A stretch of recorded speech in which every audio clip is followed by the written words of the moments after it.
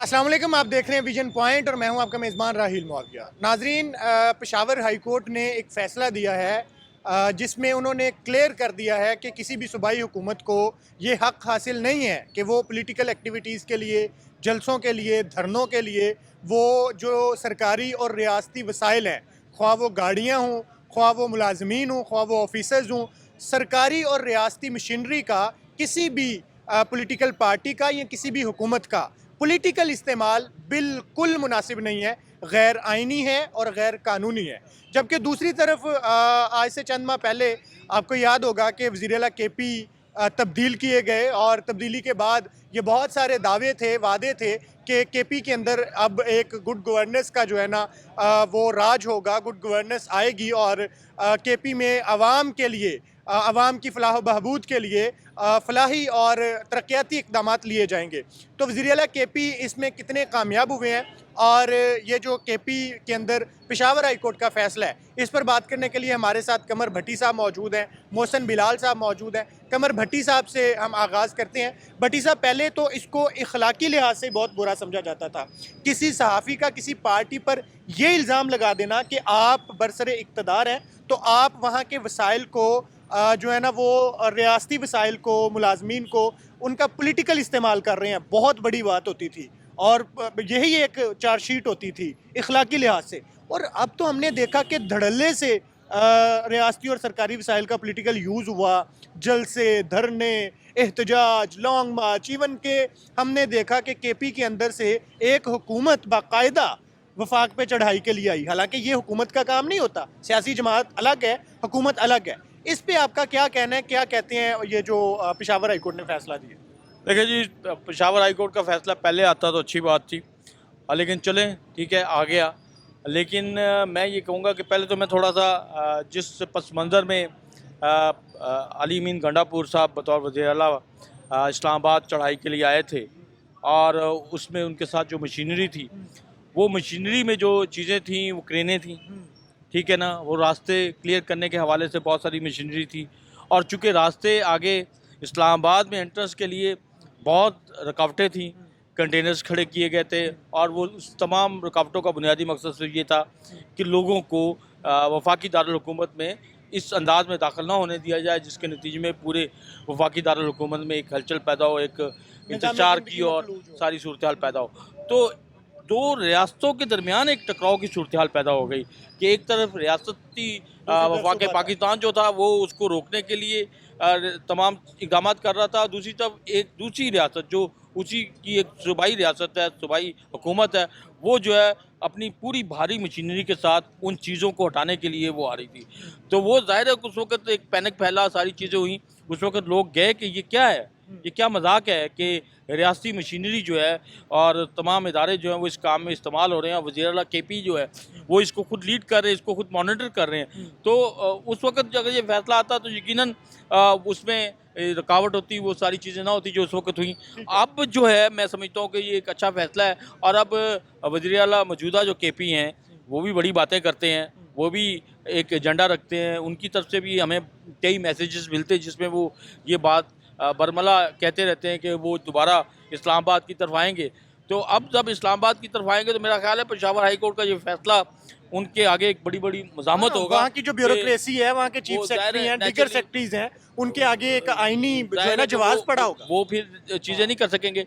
बाकी मैं ये समझता हूँ कि ये हर हवाले से गलत है और ये खाली रियासती मशीनरी के इस हवाले से इस्तेमाल के रास्ते क्लियर करने के हवाले से, लेकिन प्रोपेगेंडे के हवाले से भी होता है। जलसे जो है वो तो ज़्यादा पॉलिटिकल पार्टीज़ के होते हैं ना, तो उसमें नहीं होना चाहिए। अच्छा, मोहसन बिलाल साहब, मुझे बताएं कि केपी में जो पेशावर हाई कोर्ट का फैसला आया है कि रियासती मशीनरी को, सरकारी अफसरान को, अदारों को और सरकारी मुलाजमीन को, गाड़ियों को, कोई भी हुकूमत अपनी जमात के पॉलिटिकल जलसों में, धरनों में, एहतजाज में यूज़ नहीं कर सकती, गैर कानूनी है, गैर आइनी है। इस पर आप क्या कहते हैं? यार ये तो बहुत ही अच्छा फ़ैसला है और लगता है कि 27वीं आइनी तरमीम के बाद कोई इस तरह के फ़ैसले आने शुरू हो गए हैं जो मुल्की या अवामी मफाद में हैं।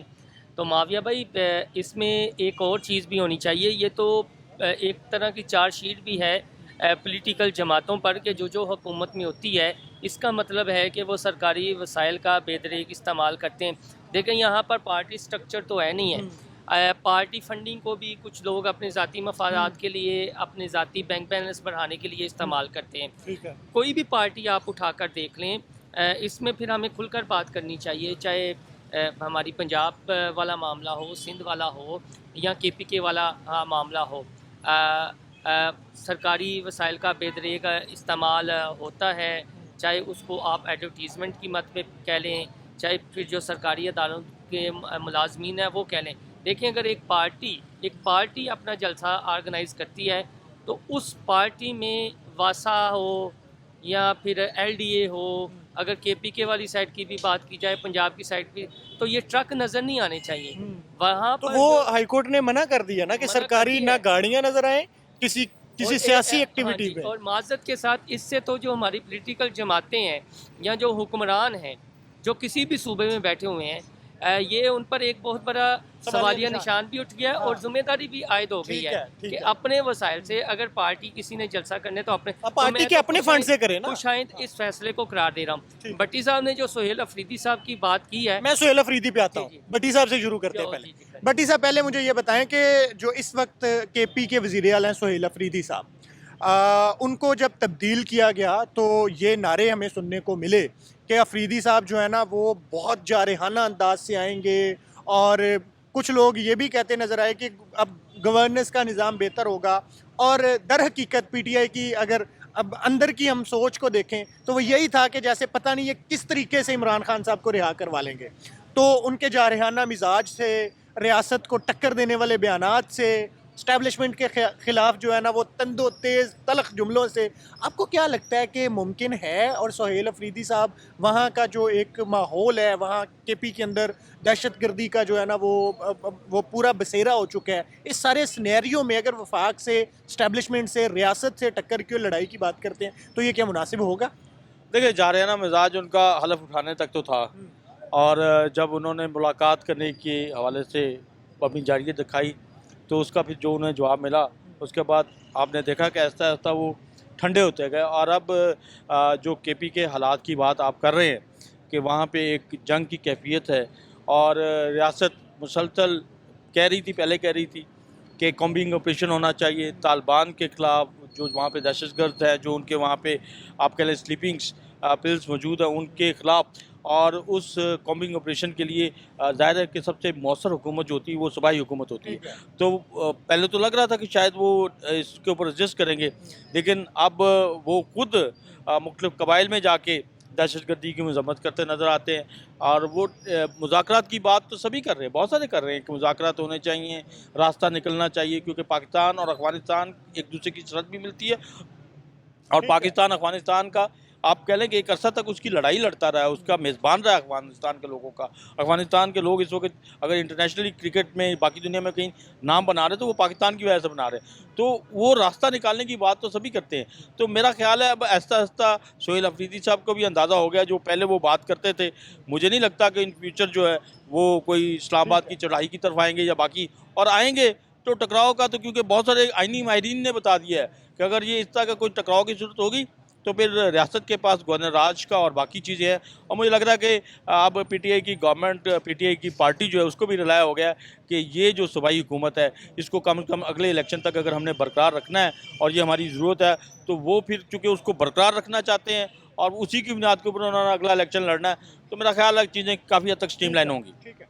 अच्छा, मुझे बताएं मोहसन साहब के काफ़ी सारी पॉलिसियों पर सुहेल अफरीदी साहब को एतराज़ भी है, तनकीद भी करते हैं, लेकिन यहाँ से इस्लामाबाद से जो शिकवे मिलते हैं कि सुहेल अफरीदी साहब, अगर यहाँ इस्लामाबाद से दहशतगर्दों के ख़िलाफ़ कार्रवाई की बात करने की बात की जाती है, वो आगे से जो है ना वो जिस किस्म की पॉलिसी देने की कोशिश करते हैं, इस्लामाबाद को कबूल नहीं है। और जब यहाँ पे ऑपरेशन की बात की जाती है, वो ऑपरेशन पे सवालात उठाने शुरू कर देते हैं कि वफाक की और रियासत की पॉलिसी पे सवाल उठ जाता है।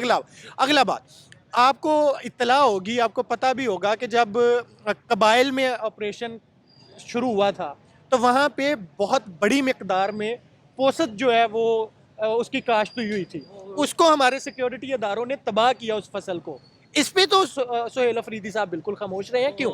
जर्स की आप बात कर रहे हैं, पोस्त की, पोस्त ठीक है, अच्छा ठीक, उसी से बनती हैं बाकी चीज़ें। वो आप बिल्कुल दुरुस्त कर रहे हैं। मैंने पिछले आपसे गुफ्तगू करते हुए ये कहा था कि जब जो सिपा सलार हैं, फील्ड मार्शल हैं, उनके जहन में कोई अभाव नहीं है, जब उनकी पॉलिसीज़ में कोई अभाव नहीं है, वो जो कहते हैं वो कहते हैं जी कि इस तरह करो। DGISPR ने तो ये जो पोस्ट किया आपने खुद बात कर दी, इस पर बात भी कर दी, स्मगलर्स का नेक्सस, फिर दहशतगर्दी किस तरह परवान चढ़ती है, तो इसमें तो कोई अभाव नहीं है। सुहेल अफरीदी बात करें या ना करें, जो रियासती अदारों की जिम्मेदारी है उन्होंने पूरी करनी है। जहाँ तक ये अफ़गानिस्तान से ताल्लुकात वाला बात है, देखें ये वफाक की पॉलिसी है, ठीक है, जो खारजा अमूर हैं, जो हक भी वफाक का, हक भी आईनी तौर पर वफाक का। वो जहाँ तक ये था कि आते ही या शुरू में उन्होंने कहा जी कि मैं इश्क़ इमरान में मारा जाऊँगा, लेकिन आहिस्ता ऐसा हो सकता है कि उन्हें रियलाइज़ ये हो गया हो कि जो सिस्टम, अब वो खुद एक सिस्टम का हिस्सा है। आपको लगता है वो इश्क की आग ठंडी हो रही है? वो इश्क की आग मदम हो जाती है इस वजह से, यार वो बात कहाँ से कहाँ चली जाएगी, मैं वो बात करना नहीं चाहता। वो आंदे ना किसी मुंडे नू इश्क दा बुहार वावा चढ़िया होए पंजाबी चाहते ने, ते जेह्ड़े महल्ले दे सियाने बजुर्ग ने ना, वो फिर आंदे ने अच्छा एरा बुहार लथ ही रह कर लैन दो, इनू लथ लैन दो।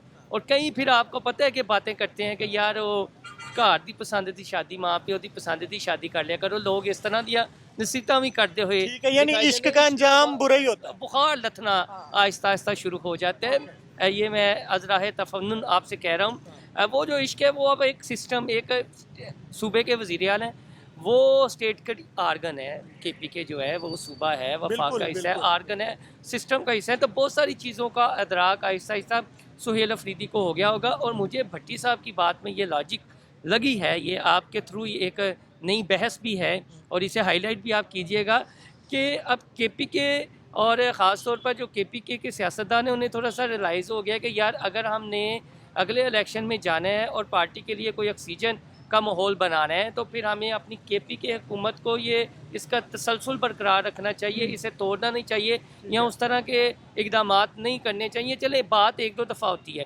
बात एक दो दफ़ा ही करने वाली होती है। अब बार बार अगर आप करेंगे तो इसका मतलब है कि आपकी बात में वज़न नहीं है, आपको अहमियत नहीं दी जा रही और आपके खोखले नारे हैं। और आप देखिएगा कि अगर PTI के कारकुनान का ज़्यादा प्रेशर आया, चूँकि सुहेल अफरीदी से तवक्कुआत बहुत है इमरान खान को की रिहाई के हवाले से, तो को प्रेशर आया, सोशल मीडिया पर ट्रेंड चला, तो फिर वो कोई ना कोई बोल्ड स्टेटमेंट दे देंगे, जिस तरह अली अमीन गंडापुर फिर रिएक्शन दिया करते थे, लेकिन निकलना उससे कुछ नहीं है।